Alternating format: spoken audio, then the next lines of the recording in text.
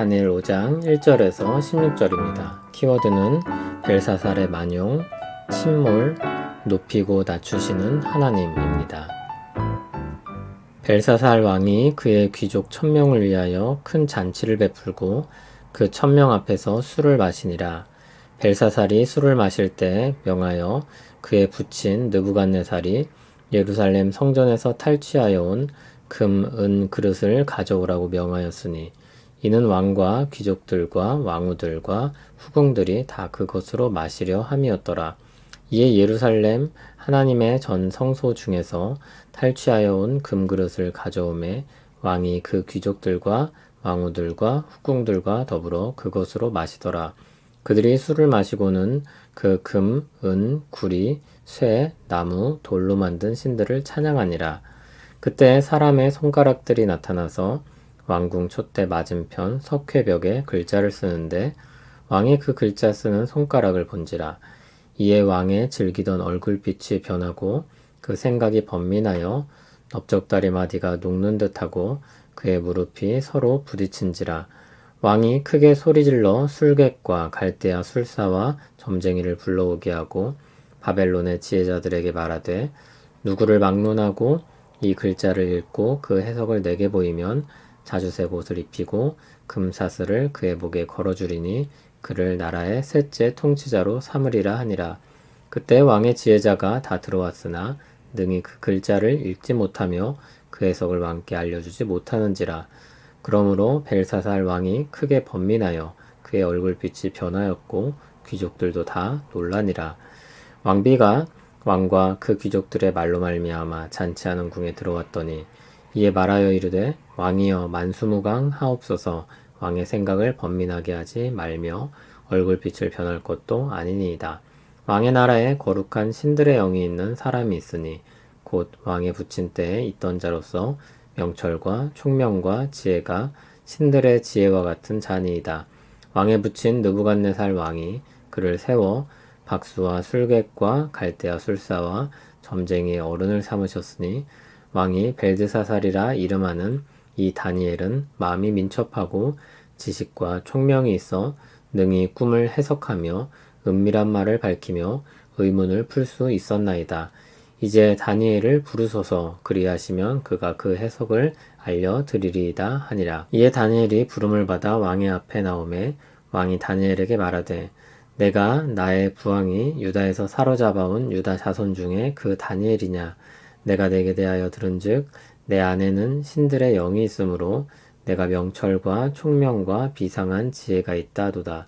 지금 여러 지혜자와 술객을 내 앞에 불러다가 그들에게 이 글을 읽고 그 해석을 내게 알게 하라 하였으나 그들이 다 그 해석을 내게 보이지 못하였느니라. 내가 내게 대하여 들은즉 넌 해석을 잘하고 의문을 푼다 하도다. 그런즉 이제 내가 이 글을 읽고 그 해석을 내게 알려주면 내게 자주색 옷을 입히고 금사슬을 내 목에 걸어주어 너를 나라의 셋째 통치자로 삼으리라 하니. 아멘.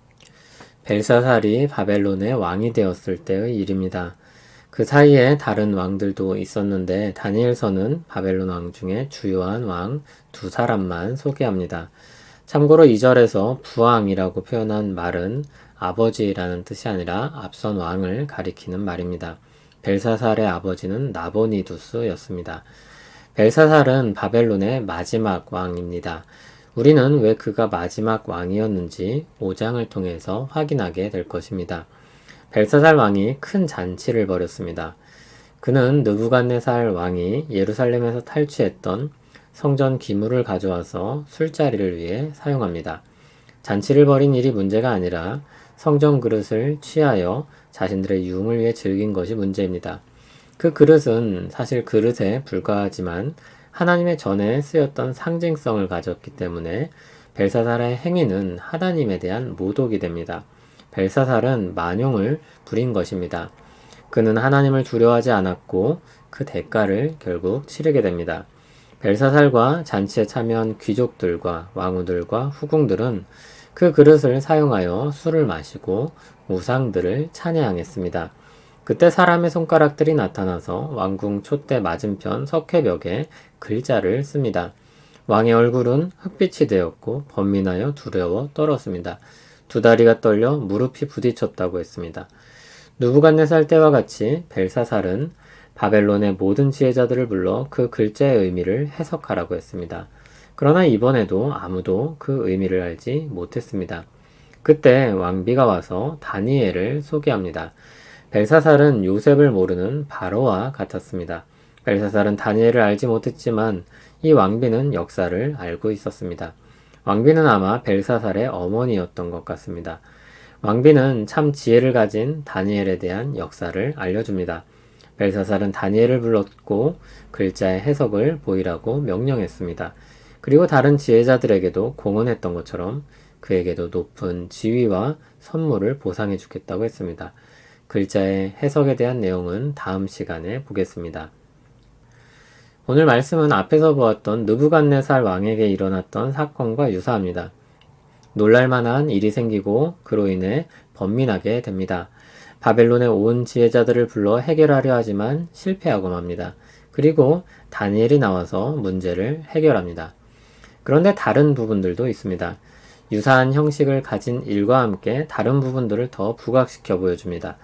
느부갓네살 왕은 일련의 과정을 통해 하나님을 찬양하며 높이는 자리로 나아갑니다. 그는 죄를 지어 하나님께 징계를 받기도 하지만 돌이켜 회개하고 용서받고 회복됩니다. 그런데 벨사살은 다릅니다. 일련의 과정들이 심판을 받는 것으로 마치게 됩니다. 그에겐 권력이 있었습니다. 바벨론이라는 큰 나라의 왕이었습니다. 날마다 잔치를 벌여도 문제되지 않을 부가 있었습니다. 그의 잔치는 일상이었을 것입니다. 벨사살이 바벨론의 마지막 왕이라고 했습니다. 그는 그의 교만과 함께 그와 그의 나라가 함께 침몰한 것입니다. 잠언은 우리에게 이렇게 가르치고 있습니다. 교만은 패망의 선봉이요 거만한 마음은 넘어짐의 앞잡이이니라. 겸손한 자와 함께하여 마음을 낮추는 것이 교만한 자와 함께하여 탈취물을 나누는 것보다 나으니라. 무엇이 이 말씀을 참으로 만듭니까? 하나님입니다. 하나님께서 주권으로 이 원리를 자기 나라의 원리로 삼으시고 통치하십니다. 천국에서 큰 자가 어떤 사람이라고 했습니까? 섬기는 자입니다. 하나님께서 그를 높이 보십니다. 그 나라에서 가장 높으신 분이 먼저 본을 보이셨습니다. 주님이 제자들의 발을 씻기셨습니다. 주님이 우리 대신 죽임을 당하셨습니다. 그분은 천국에서 가장 높은 자리에 계십니다. 우리에게 천국의 영광이 있기를 바랍니다. 그 나라의 은혜가 풍성하길 소원합니다. 주님의 길을 따라가는 우리 되길 소원합니다. 하나님 천국의 영광이 우리에게도 있기를 주님의 길을 따라 섬기는 사람이 되길 소원합니다. 하나님께서 기뻐하시는 뜻을 따라 낮은 자가 되어 섬기며 살길 원합니다. 우리 마음을 기꺼이 겸손하게 하시며 그 복됨을 알고 기뻐하게 하옵소서. 예수님 이름으로 기도합니다. 아멘.